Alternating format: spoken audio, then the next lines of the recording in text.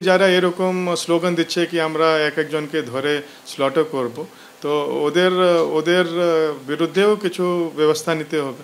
কেন কি যখন এরকম স্লোগান যদি রাস্তায় দিতে থাকবে ওরা, তো এটা মাইনরিটিস ভেতরে খুব আতঙ্ক সৃষ্টি করছে। জাতি ধর্ম না দেখে সমাজসেবামূলক কাজে ঝাঁপিয়ে পড়তেন। সংখ্যালঘু হিন্দুদের ওপর লাগাতার অত্যাচারের প্রতিবাদে গর্জে উঠেছিলেন। গত শুক্রবার এক সমাবেশের ডাকে জড়ো করেছিলেন 4 লক্ষ মানুষকে।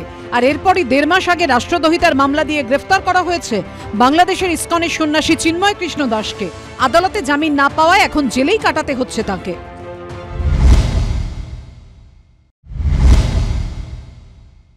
আমরা জানি কি জেল এটা সামান্য জায়গা নয়, ওখানে অনেক ক্রিমিনালস থাকে।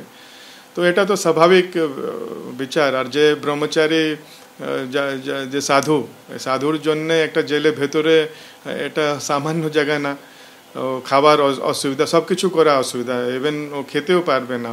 আমরা আশা করি গভর্নমেন্টও বলছে, বাংলাদেশ গভর্নমেন্টও বলছে কি ওরা সুরক্ষা প্রদান করবে। গ্রাউন্ড রিয়েলিটি কিন্তু অনেক এখনো খারাপ আছে। আমরা দেখছি কি অনেক জায়গায় মিছিল করা হচ্ছে, আর অনেক বড় বড় মিছিল করছে, 10,000, 15-20 হাজার মানুষ ওরা বেরোচ্ছে। আর ওখানে স্লোগান দেওয়া হচ্ছে কি আমরা ইসকনকে চাই ব্যান করা দেওয়া হোক, না হলে আমরা এক ইসকন ভক্তকে আমরা কিডন্যাপ করে টর্চার করে মেরে ফেলবো। বৃহস্পতিবার কলকাতায় ইসকনের দপ্তরে নামকীর্তনের মাধ্যমে বাংলাদেশের ঘটনার প্রতিবাদ জানানো হয়।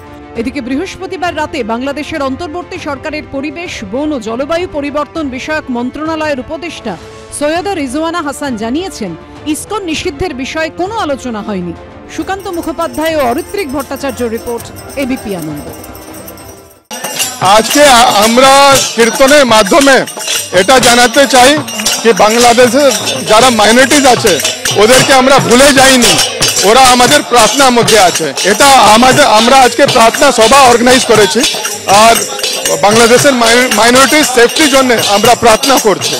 আমরা যখন ইসকন জয়েন করি আর কেউ ইসকনে যে জয়েন করে কখনো ভাবেনি কি এরকম আমাদেরকে একদিন করতে হবে, কিন্তু এটা খুব দুর্ভাগ্যপূর্ণ।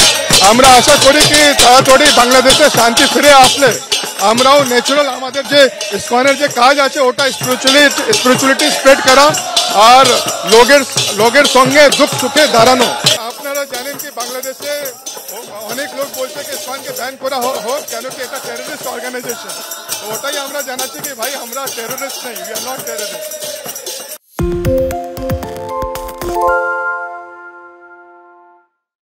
সত্য অন্তহীন, সত্যের খোঁজও তাই, সত্য সন্ধানে তাই আমরা অক্লান্ত, অকুতভয়। এবিপি আনন্দ নতুন ভাবনার প্রতীক, যা মনে মুক্ত, তথ্যে যুক্ত এবং যাবতীয় সীমানার বাঁধন থেকে মুক্ত।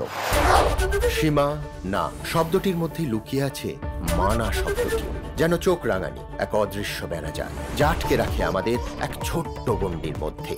একমাত্র সঠিক খবরই গড়ে তুলবে এক মুক্ত সমাজ।